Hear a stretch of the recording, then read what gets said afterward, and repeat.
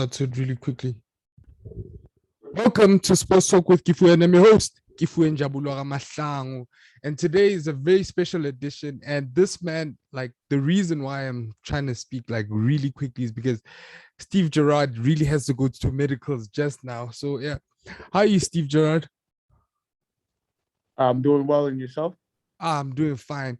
So, you're about to fight Joe Smith. So, how are you feeling with the fight, especially since you're a last minute call up?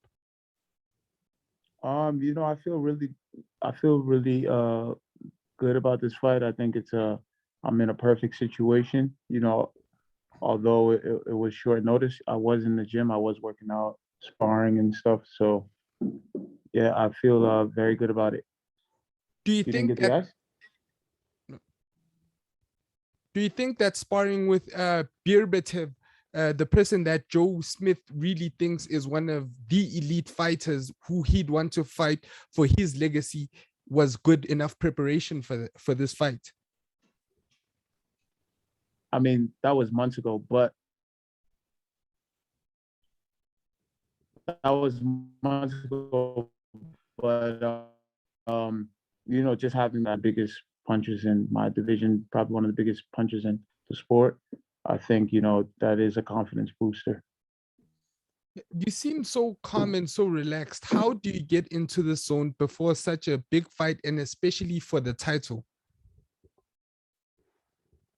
Well, I've been fighting my whole life, fighting, I think of any type of competition. But it is a big stage, and I'm ready for it.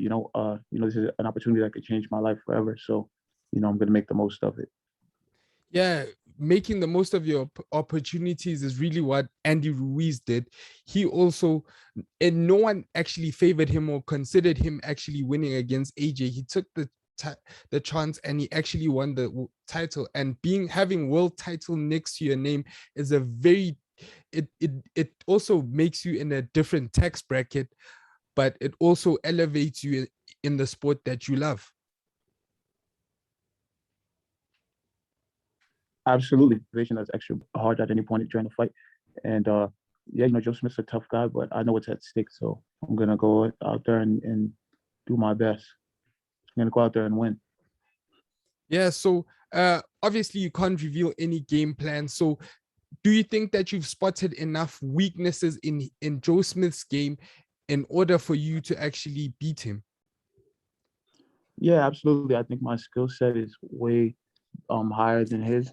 So it's just a matter of just not getting caught with anything stupid, being smart, and taking the fight round by round. Oh, you really want to take a round by round. You don't want to rush. Oh, you're not saying any predictions like, yo, I'll knock him out in the second round, then you'll go chasing that knockout and then you get knocked out. Yeah. You got to be smart. Boxing's a mental game.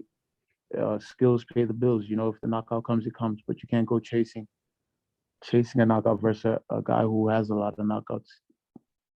Yeah. So how do you think have you prepared enough?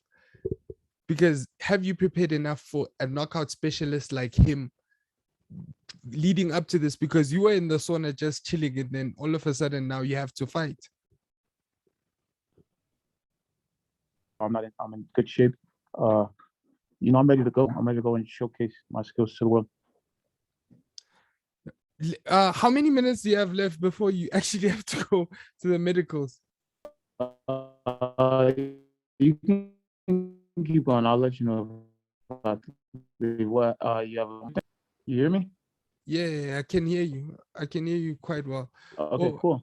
yeah, because I really wanted to get so how was life growing up? How was life growing up in, or how did you even get into boxing?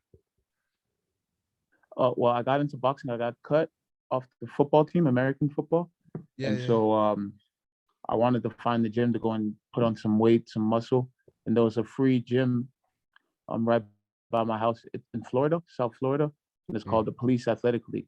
That's like a program they have all around USA. It helps like kids.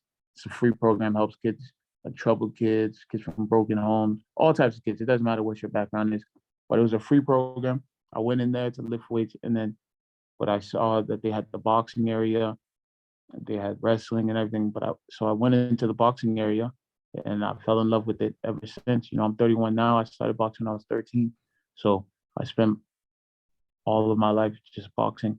I was on the U.S. national team, winning national tournaments since 13, 14 years old, and I've just been on the top of my game since a youngin'.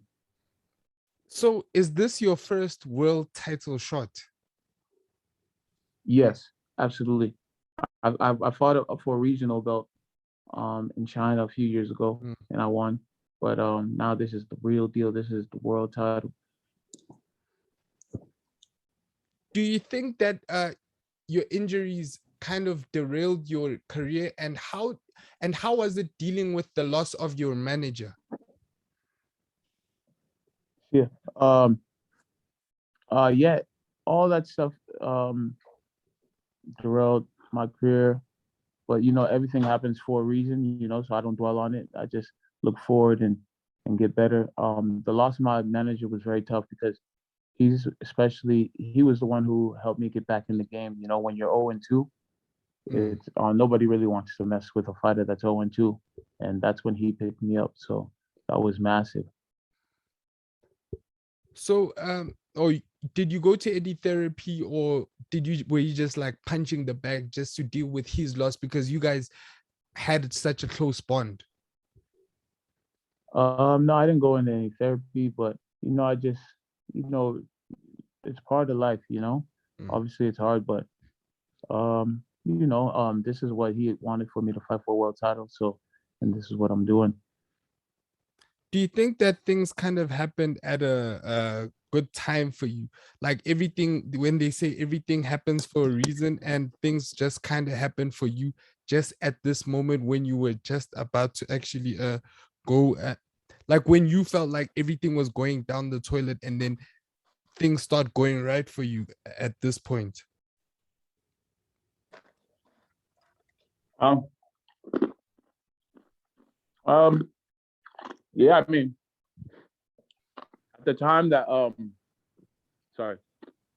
at the time that things are going bad in life, I think you don't really see it.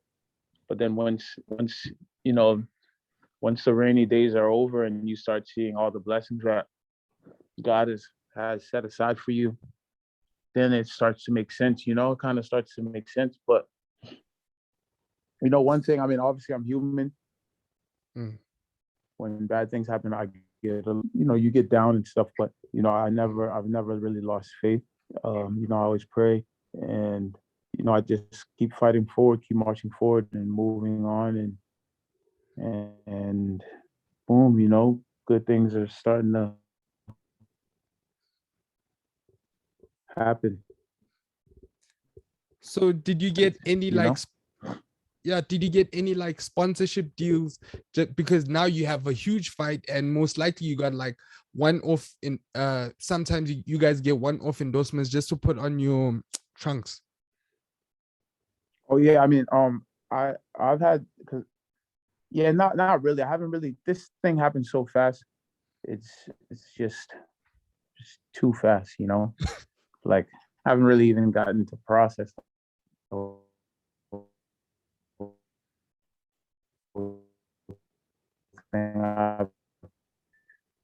As soon as fight could even happen for me, so COVID tests, all types of stuff. I think I tested like 3 or 4 times before I even got here. And you still have to test again? No, I did my final one yesterday. Oh, so now everything's fine. So weight, are you in the right weight to actually, or you still have to cut like some few pounds just before you fight? No, the weigh-in's at 4 or 5. It's 12:36 right now. I'm about to go check my weight again, but I woke up just a few ounces over, so I'm good. Or it's Probably not that pee and I'll be on weight. it's not that bad, so it won't really factor in too much, or anyway, because you guys are allowed just a bit overweight. So yeah, Am I correct? Or- Yeah. Weight. So when you were growing up and you No, started, no, no. World title fight, you have to be on weight. No, the world title fight, you need to be on weight. Hello? yeah, uh, yeah, yeah, you were still saying that what's this? Um world title fight, you have to be on weight. So they don't allow you guys any bit of room in a world title fight to actually just go a bit overweight. No, not at all. Not at all.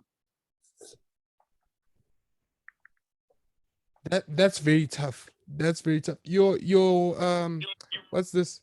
Is off. What? Your video was off. Oh yeah, I was replying to my coach.